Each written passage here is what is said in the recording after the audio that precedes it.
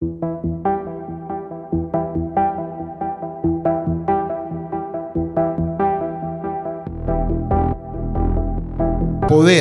financiar nuestra economía. Y eso ha sido parte del éxito. Cuando nosotros vemos la configuración de los depósitos, vemos que hasta hace poco había un casi 50% de depósitos de locales y otro 50% de extranjeros. Eso ha ido disminuyendo y básicamente porque somos capaces de atraer, o los países son capaces de atraer. Gracias a Mauri. Un aplauso para Mauri con su... Ahora seguimos con el señor Raúl Molina. Sí, yo creo que, buenas noches a todos, yo creo que nosotros tenemos que separar lo que son las reglamentaciones y reglas del GAFI, que específicamente se enfocan en el tema de blanqueo de capitales, de lo que son las regulaciones OCDE y Unión Europea. En principio yo estoy de acuerdo con las regulaciones GAFI, pero tengo serias aprensiones con respecto a las regulaciones OCDE y Unión Europea, más que nada porque el objetivo de estos organismos son acabar con la competencia fiscal. Y esto no es paranoia de Raúl Molina. Voy a leer un documento. En el año 1996, el G7 se reúne y comisiona a que se confeccione por parte de la OCDE un Harmful Tax Competition Report para el año 1998.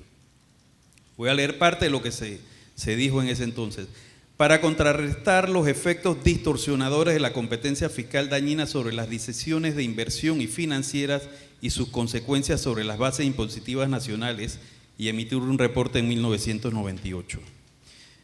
Los esquemas fiscales diseñados para atraer actividades financieras y otros geográficamente móviles pueden crear competencia fiscal dañina entre estados, arrastrando riesgos de distorsionar el comercio y la inversión y podría conducir a la erosión de las bases impositivas nacionales. Urgimos firmemente a la OCDE a continuar su trabajo en este campo con miras a establecer un enfoque multilateral según el cual los países puedan operar individualmente y colectivamente para limitar los efectos de estas prácticas. Aquí está todo.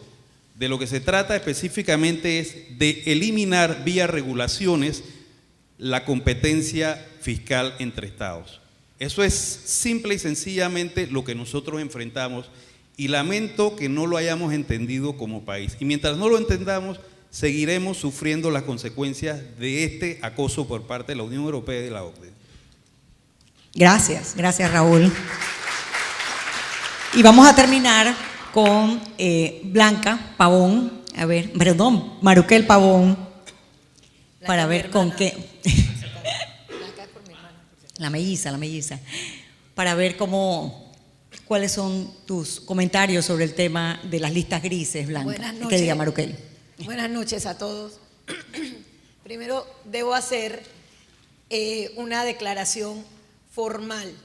Yo coincido con Fulo en muchas cosas. Yo como panameña, como abogada panameña e idealista, no quisiera estar en ninguna de estas discusiones, quisiera rasgarme las vestiduras y decir, yo me arropo con la bandera de nacionalidad, yo soy soberana y no me importa lo que diga el resto del mundo. Sin embargo, la realidad es que nosotros pertenecemos al mundo. Nosotros somos parte, Panamá escogió tener un sistema financiero. Panamá escogió que este era su mecanismo y su modo de desarrollarse. Y eso lamentablemente nos ha puesto en una posición de debilidad. Es cierto, hay normas de derecho internacional público muy claras y que si se aplicasen, muchos de los estados que nos hacen bullying, para seguir lo que es realmente el término que debe aplicarse, deberían ser sancionados. Pero hay un doble estándar y estamos en un mundo en que los fuertes mandan, los más débiles no, y nos hacen bullying y nos ponen unas reglas del juego que aunque no nos gusten, las tenemos que jugar. ¿Qué tanto? Yo creo que más adelante hablaremos de eso, pero la realidad es, nosotros no nos podemos abstraer de las reglas que se están imponiendo, Fulo. Se están imponiendo reglas, no las estamos aceptando porque queremos, no las estamos negociando. Pero lo cierto es que si queremos ser jugadores en este mundo financiero, lamentablemente estamos sujetos a que países con intereses que no tienen nada que ver muchas veces con la competencia financiera, sino como dice Raúl, por el tema fiscal, que tienen un problema interno, que están tratando de aplicar y corretear a sus nacionales, se volteen y digan, yo soy más fuerte, y o hacen lo que quieren o no se hacen lo que quieren. El viceministro en su presentación habló de las distintas listas. Tranquila, un aplauso para Maruquel. Ya más adelante va a tener Maruquel más oportunidad para ahondar sobre el tema. Y vamos a comenzar ahora con la etapa de preguntas, las preguntas hechas. Y cada uno de los panelistas va a tener la oportunidad en 60 segundos de contestar la pregunta. La primera pregunta es, si hubiera sido mejor no ceder ante estas presiones de estas organizaciones. Si hubiese sido mejor no ceder. Y lo dejo a quien quiere comenzar primero, a Mauri. Gracias, Patricia. Yo lo pondría de la siguiente manera. No se trata de ceder o no ceder, sino más bien de reconocer que el mundo ha evolucionado y que las reglas del juego han cambiado. Y si nosotros queremos mantener cierto grado de competitividad y cierta inserción a nivel internacional, no hay duda que tenemos que adaptar nuestro modelo a las nuevas reglas. Cuando nosotros vemos que tenemos esa dependencia, no queda de otra, o sea, tenemos que ajustarnos, pero preferiblemente en función a que estemos convencidos de que hay que hacerlo, y en esa misma medida podemos nosotros adoptar las mejores acciones para que ese cambio, esa transformación de nuestro modelo de negocios a nivel de plataforma financiera y de plataforma legal, lo podamos hacer, digamos, sin mayores traumas. El sistema financiero panameño se encuentra en este momento en transformación. El modelo anterior pasó. Gracias, Amaury. Blanca, ¿qué día, Maruquel? Wow, disculpa. Maruquel. Le voy a decir que te acordaste de ella. Mucho. Yo creo que lamentablemente y un poco es lo que dice Amaury, es cierto. Lo ideal sería hacerlo por convicción, pero la realidad era que nos enfrentamos a que no teníamos la opción ni el tiempo a si nos queríamos convencer. No nos dimos la opción, y digo no nos dimos porque nos los habrán puesto ellos contra la pared, y hablo de ellos, de los organismos que nos han puesto en las distintas listas, pero nosotros mismos como Panamá, al no entender que hubo algunos cambios de las reglas del juego, fuimos nosotros jugando y tirando la pelota hasta el momento que nos pusimos en una posición que no teníamos de otra. No creo que nunca se planteó como una realidad práctica, no como una idea, como una teoría que hubiéramos querido que se diera, pero una realidad práctica, el no ceder. Lo había dicho el viceministro, lo dijo esta mañana el superintendente. Al momento que nos pusieron en la lista Se fueron 74 corresponsalías para terminar la idea de Maruquel. A ver, señor Raúl. Bueno, continuando con lo que dije, yo creo que debemos diferenciar lo que es Gafi de lo que es OCDE. Y yo, más que entrar en mucho detalle sobre el tema, yo coincido y reitero que Panamá debe cumplir con unas reglas más o menos estandarizadas en materia de combate al lavado de activos. Hasta ahí estoy de acuerdo. Sin embargo, cuando vemos las reglas OCDE y las reglas de la Unión Europea, se trata de otra cosa totalmente distinta. Y lo que yo quiero plantear es cómo podemos ser competitivos como país si nuestras debilidades institucionales en materia de justicia, resolver conflictos entre particulares en Panamá es complicado, y por eso los inversores extranjeros firman cláusulas arbitrales. Panamá no es un país con un alto nivel de tecnología y de educación, así que nuestro atractivo era un sistema impositivo atractivo y facilidad el sistema financiero. Gracias, Raúl. Vamos a hacer un panel más largo la próxima vez. Adolfo. El problema con los estándares internacionales es que no son ni estándares ni son internacionales. Los hace Europa, para Europa y para beneficio de Europa. Y no son estándares porque no se aplican por igual para todas partes. Vayan nada más ustedes a cualquier país europeo o Estados Unidos y el tema bancario, ¿cómo estamos?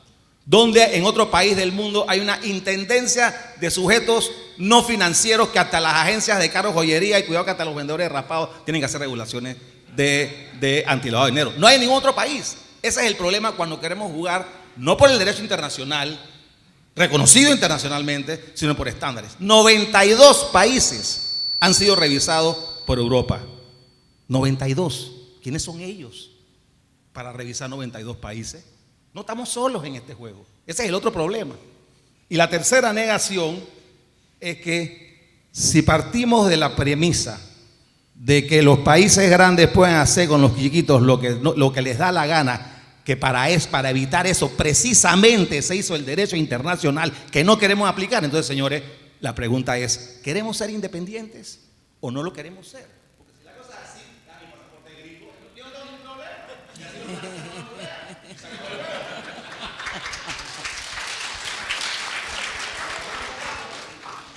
Vamos a seguir contigo, Adolfo, ya que está. Sí.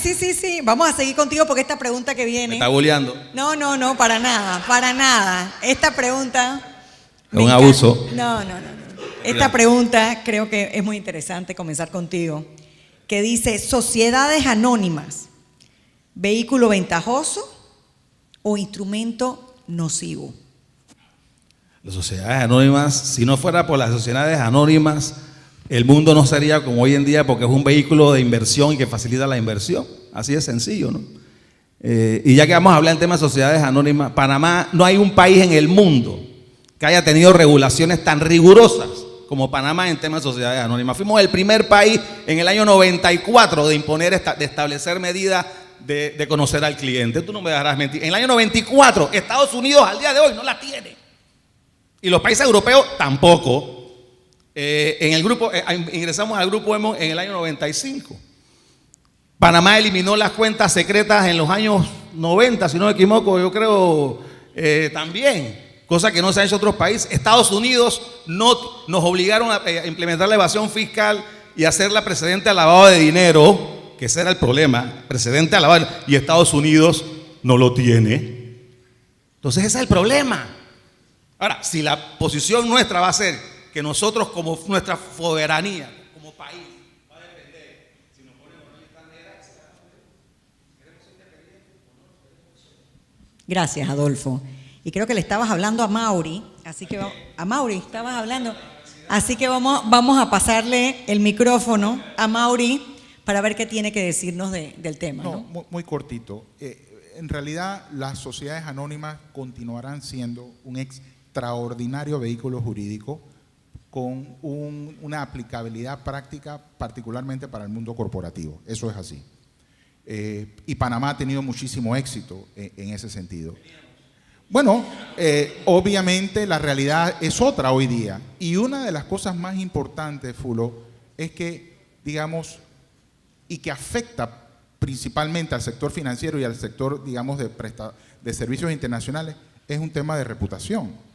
Y nuestra reputación hoy día, lamentablemente, en algunos casos dicen injustamente y otros dicen, bueno, hay casos que desafortunadamente nos han puesto en el ojo de la tormenta, pues si no hay confianza, si no hay una buena reputación, pues obviamente pues, la gente nos percibe mal y los vehículos panameños o los vehículos que se constituyen desde Panamá, pues hoy día no son bien vistos.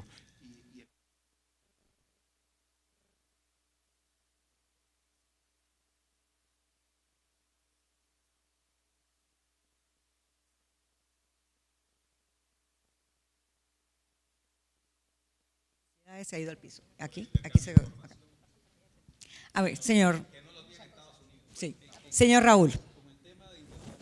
El micrófono hay que prenderle. ¿Tiene derecho a hablar, verdad? Sí.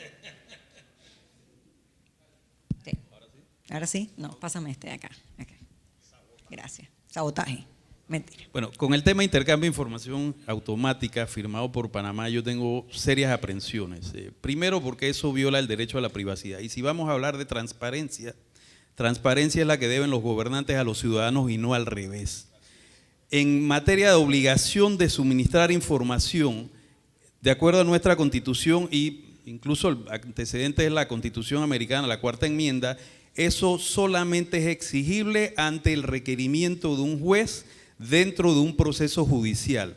Para mí es inaceptable que un funcionario de quinta categoría de un Ministerio de Finanzas de cualquier país requiera información personal mía o de cualquiera de mis clientes, porque eso viola el derecho a la privacidad. Y en Latinoamérica, donde vemos gobiernos con altos niveles de corrupción, donde fuerzas o personas del gobierno se alían con grupos delincuenciales, eso es sumamente peligroso, que se traspase información privada de personas sin requerimiento judicial, porque eso puede terminar en manos de grupos delincuenciales. Gracias. Blanca, ¿qué diga? Maruquel. Hay que preguntar. Me voy a concretar a la pregunta de las sociedades anónimas. No fui yo. No. De las sociedades anónimas. Las sociedades anónimas no son el diablo llegando en bicicleta a ninguna parte. Por alguna razón, no por alguna razón, por intereses muy concretos, se ha tratado de dar esa imagen a las sociedades. Las sociedades anónimas son un vehículo además de muy beneficioso, muy útil, la manera de hacer negocios en el mundo financiero o en el mundo legal. Las sociedades anónimas no son malas. Mala es la gente que las usa o cómo las usa. Las sociedades anónimas, querer decir que es la sociedad, que el problema está en las sociedades anónimas, no es justo. Y es cierto, Panamá tiene unas normas de sociedades anónimas muy antiguas, que además se vienen de la ley de las sociedades de Delaware, y la de Delaware todavía está ahí y la siguen usando, pero aquí se mezclan una serie de factores. Y definitivamente la parte reputacional se encargó de las sociedades anónimas. Seguimos contigo, Maruquel, para la próxima pregunta, que es, ¿saldremos algún día de las listas? Solo saldremos de las listas el día que, uno, que el derecho internacional privado realmente funcione, ese es el mundo ideal, quitando eso de lado, el día que nosotros hagamos parte de la tarea que nos toca hacer. Y parte de la tarea es, si nosotros queremos ser un centro financiero, nosotros tenemos que ir por delante, nosotros tenemos que ajustarnos, tenemos que ir al lado de los cambios que se dan. Muchos cambios y muchas de las consecuencias que hoy estamos pagando de estar en listas es que no hicimos la tarea en el momento correcto. Y no necesariamente, yo sé que no estarás de acuerdo, pero no es necesariamente que teníamos que ceder a todo. Es que si nosotros hubiéramos hecho los ajustes en el momento correcto, no había que ceder. El tema y la realidad es que cada una de las cosas que nosotros hemos estado viviendo responde a muchas cosas. ¿Intereses de otros países? Sí. ¿Nos quieren hacer daño? ¿Somos competencia? Sí. Pero también Panamá no hizo su tarea a tiempo. ¿Por qué otros centros financieros le están tocando más suave el problema? Bueno, vamos a darle la oportunidad a contestar, bueno, o a Adolfo o a Raúl. A ver, Raúl. Bueno, me gustaría citar el ejemplo de Hong Kong, que ha ido entendiendo que sobreregular la actividad financiera es contraproducente.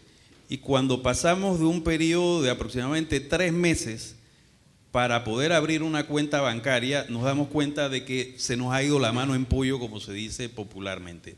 Entonces, el tema es entender que tiene que haber un equilibrio entre conocer al cliente, entre evitar dentro de lo razonable el uso del sistema financiero para actividades ilícitas, pero que eso no sea excesivo. Y en el caso de Hong Kong, ellos han empezado a flexibilizar las normas porque han entendido que no se puede seguir sobreregulando. Eso por una parte. Por la otra parte, yo creo también que nosotros debemos entender que este es un problema multilateral, porque hay otras economías que tienen el mismo problema que nosotros, pero no hemos entendido que buscando alianza con estos países es la forma correcta de enfrentar este problema. Y solo cito un ejemplo. Hablando con un diplomático de un país que es miembro del Consejo de Seguridad Permanente, nos dijo que ellos enfrentaban el mismo problema y ellos esperaban que Panamá planteara ante su gobierno enfrentar conjuntamente este problema. ¿Lo hemos hecho? No. Gracias. Me concentré que tengo un poco de DD de la escuela todavía ahí. Adolfo, ¿saldremos algún día de las listas?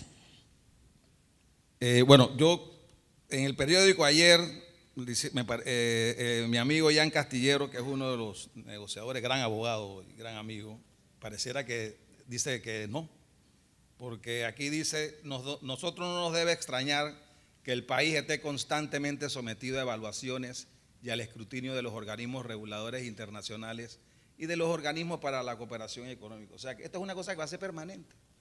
Y entramos en un juego permanente. Y vamos a seguir en esto hasta que no entendamos que las listas violan el derecho internacional. Y el tema reputacional no lo vamos a arreglar no cediendo y actuando como un país o como un país de segunda o tercera categoría. La reputación no la vamos a ganar cuando tengamos gobiernos decentes, gobiernos que respeten la separación de los poderes. Que su función principal no sea el populismo y la repartición de la riqueza que trae pobreza a este país.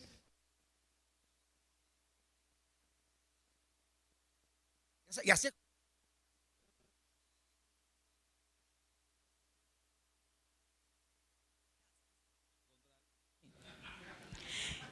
Amaury. Gracias. Sí, Amaury. A ver. Gracias. Bueno, de alguna manera estoy de acuerdo con Adolfo, sin duda alguna. Raúl decía de que efectivamente el mundo se movió de un sistema de competencia fiscal a un sistema de cooperación fiscal. Esa es la realidad, resumida, digamos, en lo que acabas de decir. Dicho eso, no, lo dijo Raúl. Dicho eso, yo sí pensaría que ojalá no sea una discusión sobre si estamos o no estamos en una lista, sino que muy por el contrario, el país defina el Panamá que queremos ser. Y si nosotros, en función a lo que acaba de decir Maruquel también, decidimos ir por delante de cualquier estándar internacional, de cualquier regulación, sobre todo buscando reinventarnos nuevamente, entonces el tema de las listas va a ser un tema secundario. Yo creo que, repito, el modelo anterior se agotó, lo que tenemos es que repensar, rediseñar y relanzar a Panamá como un centro financiero para América Latina. Gracias, Amaury, por tu comentario. Bueno, la última pregunta preelaborada, vamos a hacer algo. Esta pregunta la van a responder, eligen de este lado quién la va a responder y ustedes eligen de este lado quién la va a responder. ¿Les parece? Por tema de tiempo, ¿verdad? Vamos. Dice, ¿debemos entrar a la OCDE? Que si debemos entrar, ¿y por qué? ¿Y por qué? Que lo más importante es por qué.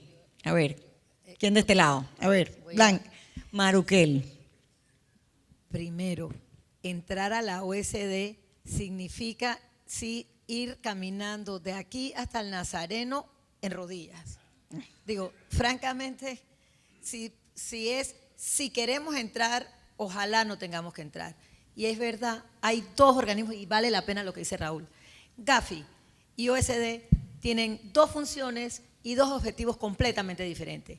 El Gafi, por el tema del terrorismo y blanqueo de capitales, de alguna manera tiene un estándar más alto. El estándar de OSD es puramente egoísta y es para verse ellos qué pueden conseguir. Así es que a mí la OSD, honestamente, creo que además lo que nos pedirían, ahí sí no nos quedaría nada con que vestirnos.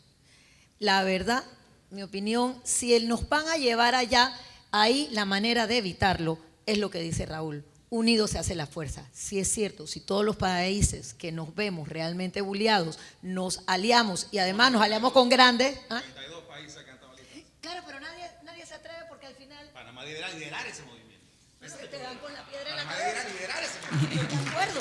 En eso Gracias. Gracias, Maruquel.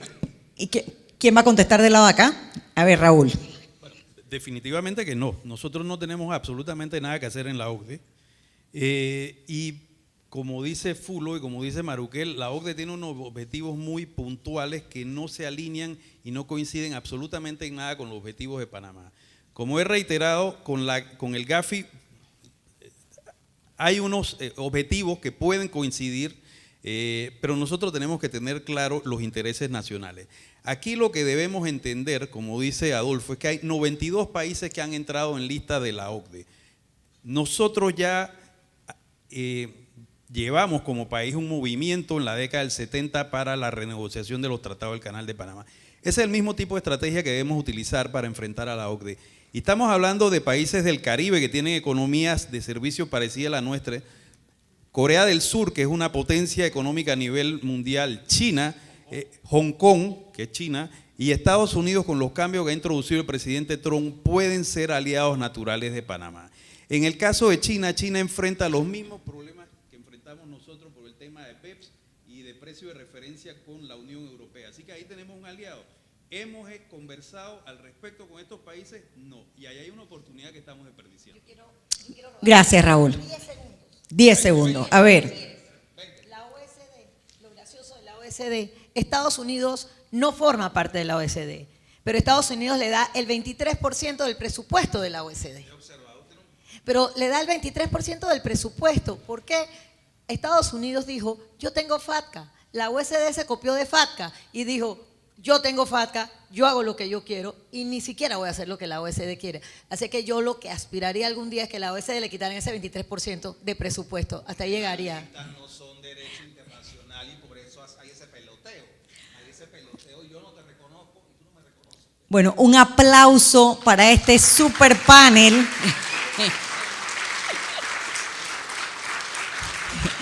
Yo creo que este ha sido uno de los paneles más difíciles que me ha tocado moderar. Vamos. Sí, con el micrófono. Esa fue una buena idea. Bueno, vamos a empezar la etapa de preguntas. Y hay preguntas muy interesantes. Qué pena no tenemos tiempo de responderlas todas.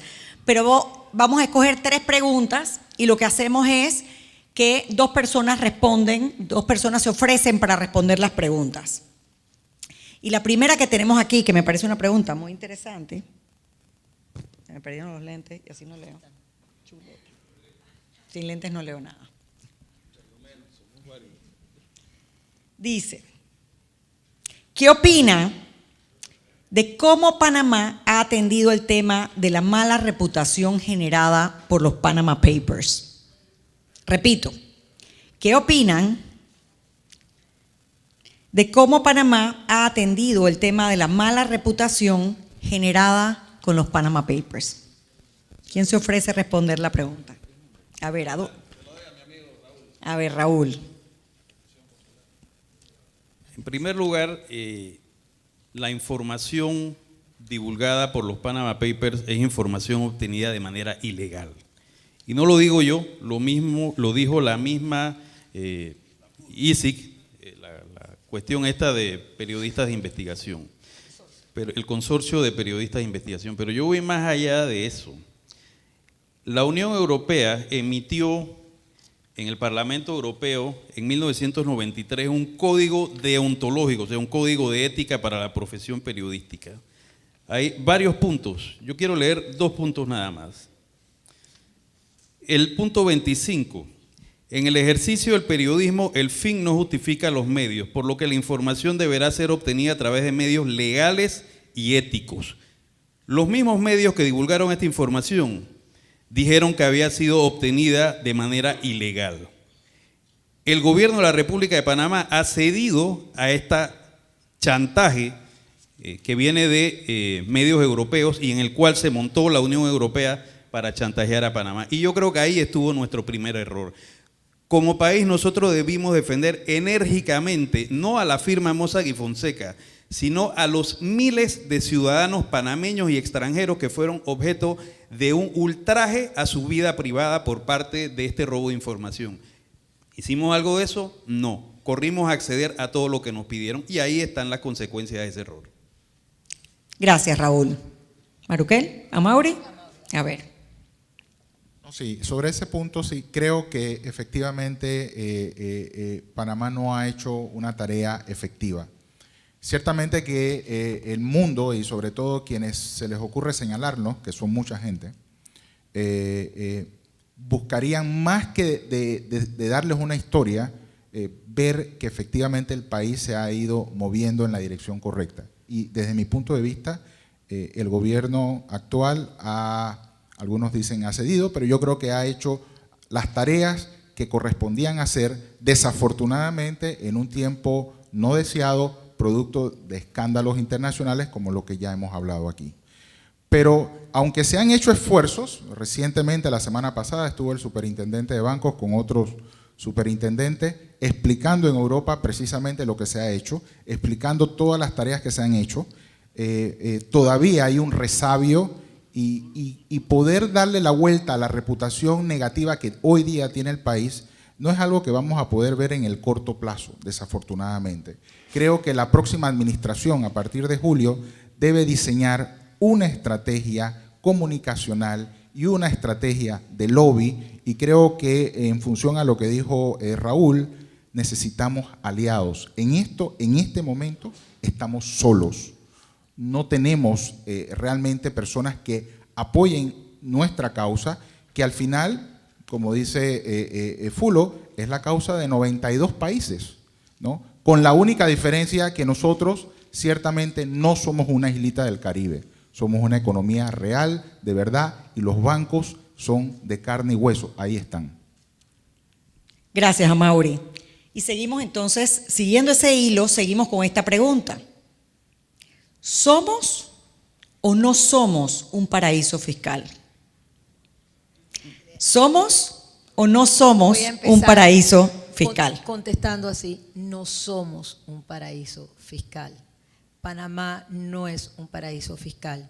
Colombia, cuando se dieron las negociaciones, Colombia se ha portado muy mal con Panamá, se ha convertido, o se convirtió, quiero decir, con el gobierno anterior colombiano, en yo creo que su mayor enemigo. Yo creo que Colombia se portó muy mal.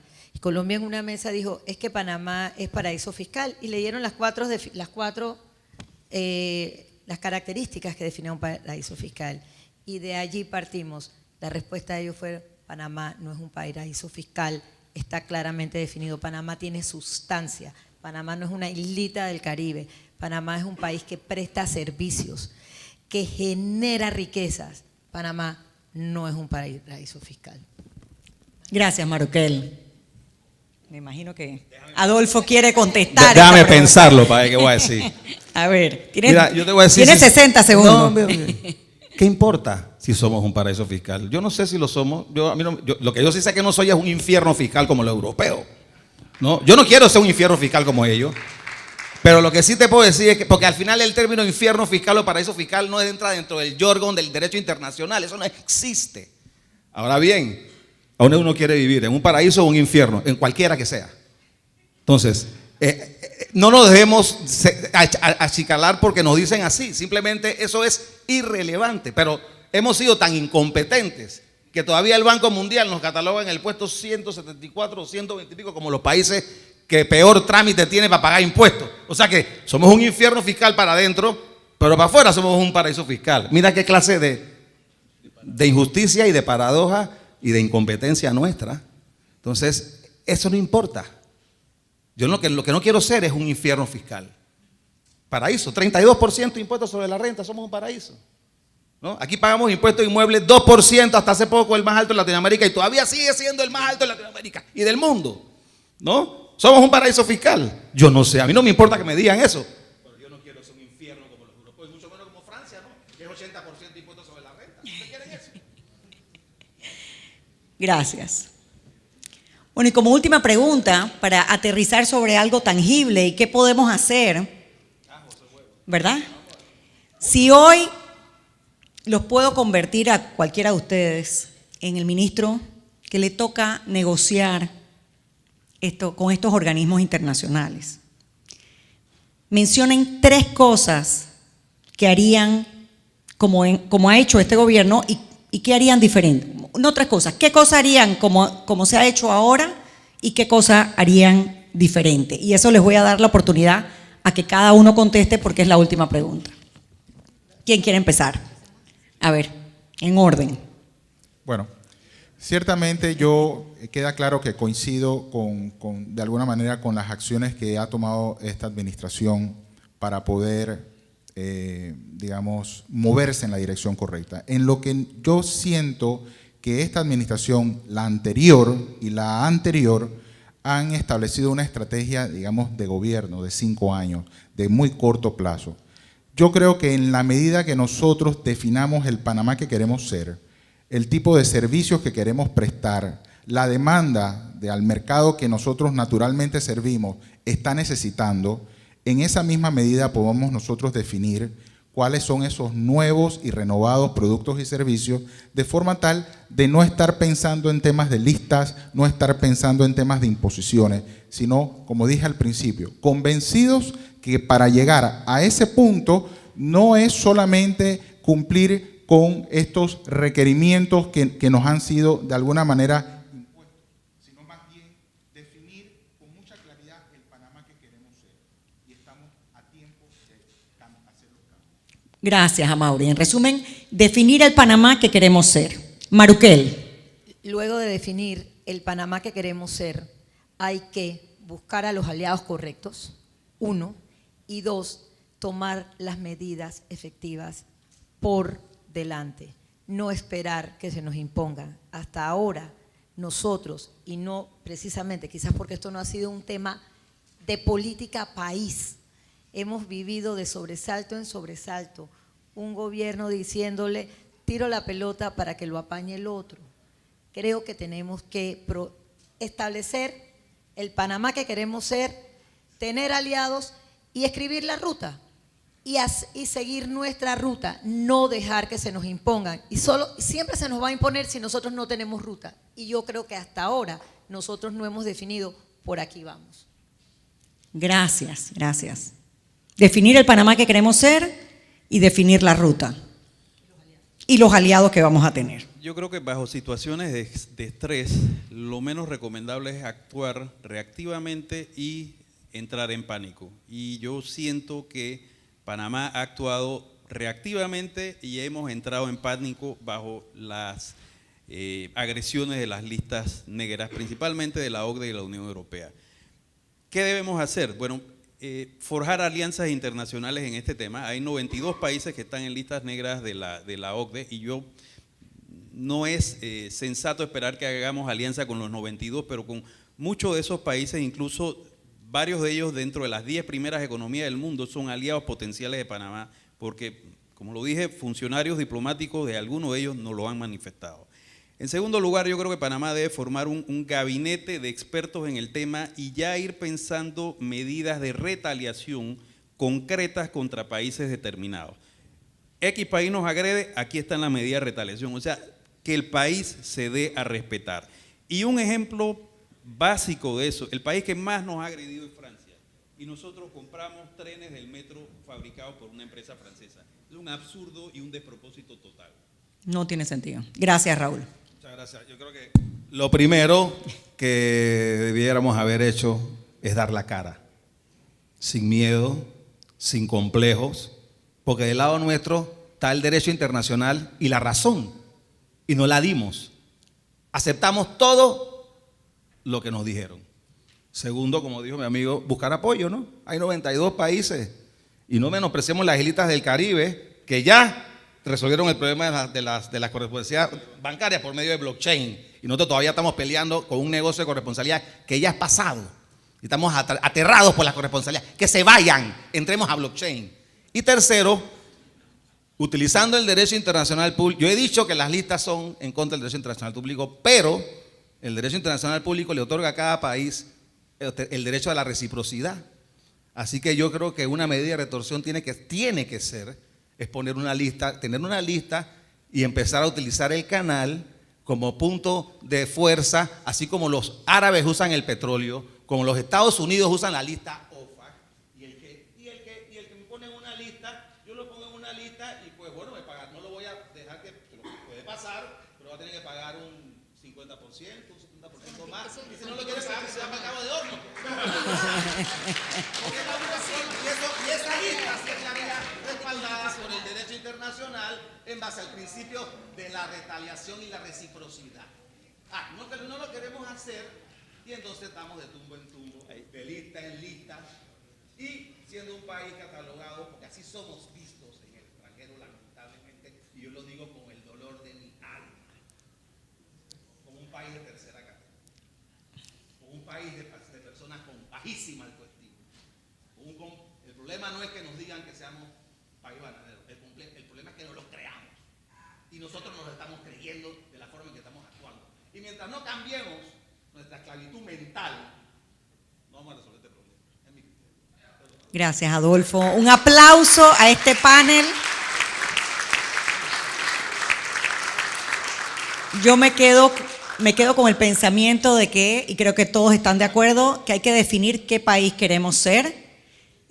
Felicidades a todos los panelistas porque no solo nos enriquecieron, sino además con recomendaciones concretas de cosas que podemos hacer. Otro aplauso para todos los panelistas y vamos a seguir con el próximo.